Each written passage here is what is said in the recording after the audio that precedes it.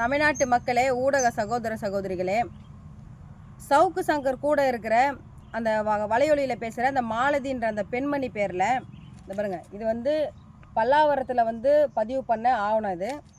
இது டி நகரில் பதிவு பண்ண ஆவணம். இந்த ரெண்டு ஆவணமே அந்த மாலதி பேரில் தான் இருக்குது. இந்த டி நகரில் பண்ண ஆவணத்தோடைய ஒர்த்து எவ்வளோன்னு பார்த்தீங்கன்னா 11 கோடி. இது பல்லாவரத்தில் பதிவு பண்ணது இது 3.5 கோடி.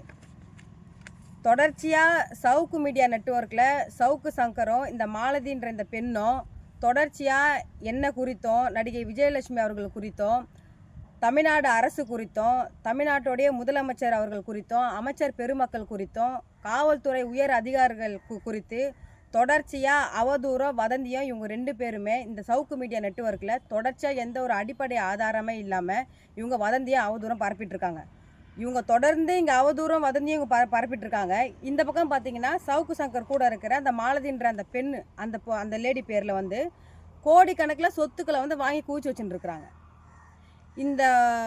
இவங்க பேரில் சொத்துக்களை வாங்கி குவிச்சு வச்சுருக்குறாங்க.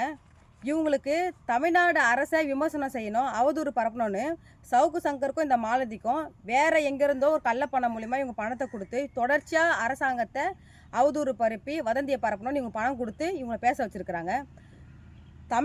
தமிழ்நாட்டுடைய கியூ பிரான்ச்சு இந்த நிமிஷம் வரைக்கும் ஏன் சவுக்கு சங்கரையும் இந்த மாலதின்ற பெண்மணி ஏன் விசாரணை வளையத்துக்குள்ளே கொண்டு வரல?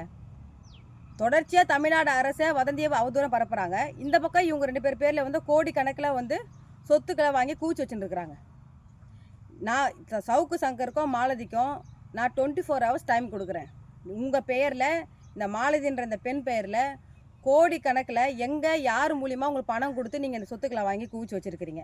அந்த பணம் உங்களுக்கு எந்த வழியாக வந்தது, யார் கொடுத்தாங்கன்றத 24 hours நாட்டு மக்களுக்கு நீங்கள் உரிய ஆதாரத்தோடு வெளியிடணும்.